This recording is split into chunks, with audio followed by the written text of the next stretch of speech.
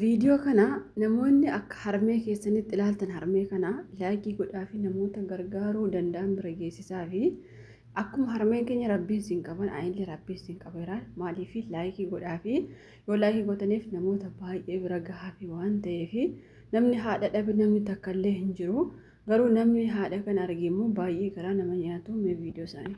Viidiyoo tana wal biraan naagaa duuba miskiinummaa akka malee keessaan jira yaayyo.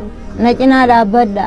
Obboleeyyan kiyyaa har'a akkuma agartan tanatti ummaa tana qoonqoo laaffiftee waan nyaattu dhabdee akkuma haadhatee nyaate namni rabbiin viidiyoo tana sirra fide rabbumaaf jecha bira hin qotine annamaa viidiyoo waraabee keessaa namni akka qixa haadha kana garaana nyaate hin jiru waan irra raftu hin qabdu iddoon isin irra bultu akkuma agartan kana jechuudha rakkina isii kana ana caalarraa dhagahuu daran waan nyaattu mana keessaa hin qabdu mee umma rakkina kana ummata kanatti himime. Ilmaan madhabuu akkana na godhe yaayyo na gargaara na biran kotina. Nyaadhee garaan qabu halkanii guyyaan kunoo sadaqamaan hin jiraadha yaayyo na biran kutina na birga dhaabbadha ijaayin baqe. Haga dandeessuun haadha tana bira dhaabbadhuuti akka isiin iyyatanallee wallaanno akkasuma akka gartee waan nyaattunillee binnuufi mana kanaa carqee kana keessa galti jechuudha rabbiif jecha viidiyoo tana sheer godhaadhaa fi akaawuntiin ani isinii hime tanarratti akaawuntiin ani isinii himu tanarra waan rabbi isinii laaffisuun cinaa dhaabbadhaadha akaawuntiin kuma takka 550 takka warri lakkoofsa immoo waasaappii fi iimoodhaan nu qunnamuu barbaadan duwwaa 975 duwwaa 2 maqaa hiyyanii beeytan Faamii Abdallaati. Akkuma argitan harmeen keenya sheer godhaa wal biraan naaf gahaa na gargaara isin ijoolleeyyan kiyya warri biyya namaa jirtanis warri biyya keessa jirtanis na gargaara isiniin jechuu jiranii maaliif harmeen keenya kuni umrii kanaan rakkachuu akkanatti rakkoo akkanaa keessa jiraachuu hin qaban ture garuu namoonni tokko namoonni akkatti rakkatanii sababiin isaa maaliif kanummaa osoo ijoollee qabanillee akkatti rakkatantu jira seenaa wayii tokko isiniif qooda seenaa ani beeku achi asii osoo hin taane namuma natti iyyaatu jechuudha tarii firakkiis ta'uu mala seenaa nama fakkeessisnitti himuu mala kan namni ka abbaan gaafa cabse ormi maaloo godha ka jedhan sanadha seenaa wayii tokko isinitti hima aantee kiyyaas haa ta'u halagas haa ta'u garuu isin akkuma seenaatti qabadha. Jaartii wayii tokko jira waggaa 8 darbee ijoollee 8 qabdi dhiira 4 fi dubara 4 qabdi dhiirota arfan sana keessa mucaan tokko manaa fuudhe yeroo haadha manaa fuudhu sana gaaf tokko buna akaawwatan haati manaa buna akoofti jaartiin sun ala teessi aqii buna naaf fidii jetteeni namni fiduu aqillee anumadha jennaan na ari'anii bunni hin jiru asii deebinaan jedhanii jaartii fuudhanii lafa maqaa ofiitti naanneeffatanii turanii nuti si jiraachisaa ati haadha kee jedhanii dhiironni 4 maqaatti naanneeffatanii turanii dubartoonni immoo hundaafuu heerumanii jiranii mitiire dubartoonni mana hin jiranii garuu gaafa ishee maqaatti naannessee kaate ilmi ishee nama buna shinii takka ishee oowwatee jaartiin kun koosiirra gangalattee bixxillee osoo bixxillataniillee natti xiraa'ee bixxillee xaafii natti xiraa'ee aqinaa fidi guyyaa jedhamte ani reebamee beeku jira jechuudha jaartiin kun waan akkasii natti yaadachiisaniif iyyuu viidiyoo isaanii fidee na jaartiin kun hin abaarte jechuudha tanii namoonni haadha qabaattanii haadha keessan akkatti rakkiftanii yoo haati keessan sin abaarte abaarsi maal takkasiin qabatu sinitti himuuf deemuu jira jechuudha amma harmeen keenya kun ijoollee hin amne osuma ijoollee qabanii akkatti rakkachuu jiran na fakkaata haa ta'uyyuu malee gara seenaa keetti yeroo isin deebi'u jaartiin kun yeroo baay'ee ijoollee sharaa ka'attee hin argattu ilmi ishee tokko hin jira hangafadha yeroo baay'ee bunas yeroo lukkuu kana qalatus akkuma ijoolleetti xiqqoo ishee waxi isaaniirra buusee fide haasaaf kenna xiqqoo ishee sayyuu yookaan luka tokko yookaan immoo biddeen gimmaasha beektanii kutanii akka saara itti darbatanii tokko jechuudha osuma akkas taatu jaartiin dhukkubsattee nan hin duute jaartiin gaafa duutu jaartii yeroo jirtu sana abaaraa turte ka alatti isiniin guddatiin ka faca'e isiniin biqiliin argadhaa dhabaa waan hundumaa argee nabe isinis akkasuma argaa dhabaa yoo oguma isin dahe yoo oguma isin guddiseera ta'ee bakka yaaddan hin gahinaa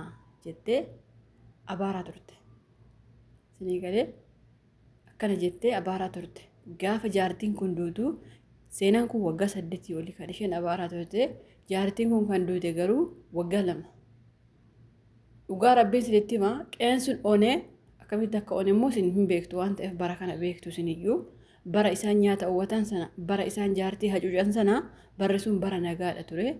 Garuu bara kanammoo beektu qabeenyi sanaaf kanaaf bade isiniin jedhee ifa isinitti baasee isinitti himu garuu qeen isaanii onee kaan du'anii kaan immoo du'aaf jireenya gidduu jiranii jechuudha. Kaan ijoolleen isaanii uumanii kaan qabeenyi isaanii uumanii kaanuma harkaa qabanillee akkatti nyaatan dhabanii rakkachuu jiranii jechuudha. Maaliif isinii kaasee yeroo tokko tokko osuma haadha qabnu akka nama haadha hin qabneetti ofii keenya osoo nuuf ta'ee jenna. Isinii galee ofii keenya uffachuu, ofii keenya nyaachuu, ofii keenya godhachuu barbaanna. Garuu haadholiin keenya gaafa nu abaaranii barri akkuma har'a nagaa jiru barri hamaan takka hin dhufa waan ta'eef abaarsi sun bara sana keessa dararuu danda'a. Keessaafuu ijoolleen biyya Arabaa biyya haadha qabdan yoollee mana akka kiyya haadha keessanitti mana ijaaruu dadhabdanii mana kiraa irraa kaffaluu hin dadhabina. An dhugaa rabbi isinitti hima. Ani amma haadha kiyyaaf mana ijaaree sana godhee isiniin jechuu kiyya miti. Ani mataan koo haadha kiyyaaf mana hin ijaarre.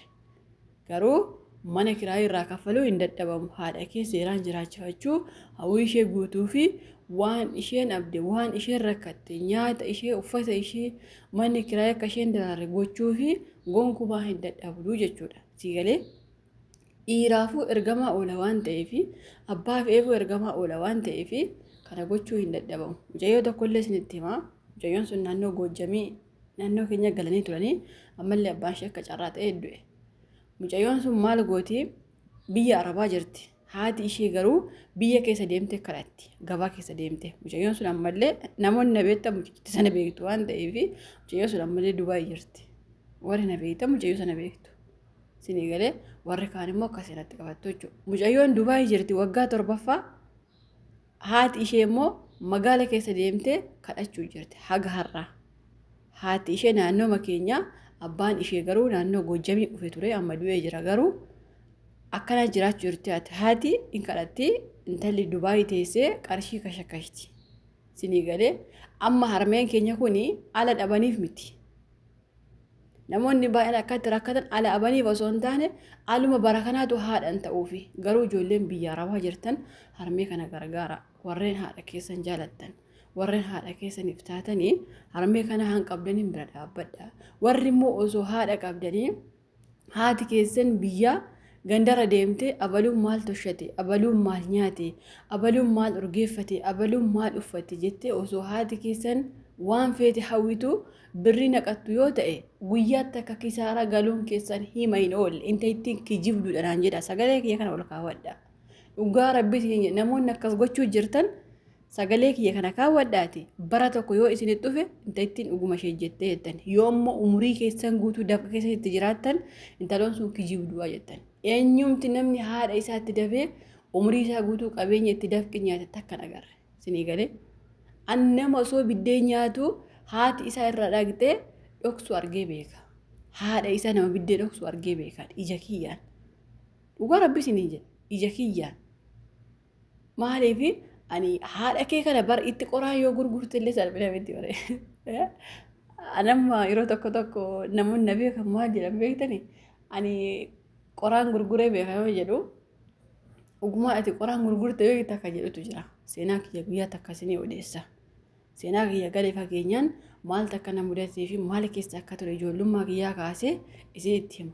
Maaliif nam takka of dadhabeef osoo hin taane haati kee akka itti si guddiste waan beekta yoo taate amma fakkeenyaaf ijoolleen tokko tokko viidiyoo kiyya kana yoo dhaggeeffattanii haati keessaniif abbaan keessa warra abbaa qabeenyaa yoo ta'e ofii keessaniif qabeenya keessatti alatta waan ta'eef seenaan rakkoo isinii galuu hin danda'u. Namni seenaa rakkoo beekusuma rakkoo keessa guddate. Dhugaa rabbi.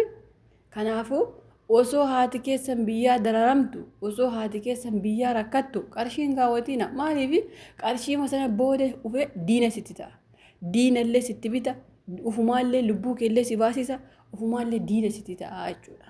Yoo haadha keef mana ijaartee makiinaa bittee akka feete gootee qabbaneessuu dadhabde irraa mana kiraayee kaffaluu hin dadhabina. Dhugaa rabbi isin jedhama. Amma harmeen keenya kun ala dhabani yoo hin jedhe soba. Ala hin dhabne. Garuu ala nama gargaartu hin jiru bara kana. Ara alli ofii ka dhiira dabalatee gargaartu jira malee kan nama gargaartu hin jirtu. Isinii galee dhiira bitu yookaas immoo namni naafaa firoomu yookaas namni naa jaallatu jedhanii kan namaaf ergutti baay'ata biyya arabaa kana keessa dhugaa rabbi isiniin jedha. Innaa akkasii haasoo isinitti dheeressee harmee keenya kana an qabdanii birri 50 biyya kana yoo ta'e riyaala 50 riyaala takka yoo ta'e itti wanti hin jedhina hin tuffatina erguu fi hin dagatina dhugaa rabbi akkaawuntii simanii jiranii kaaniifuu sagalee ta'aa ooltu waan ta'eef harmee keessan kana gargaaruu hin dagatina naamsa kooti.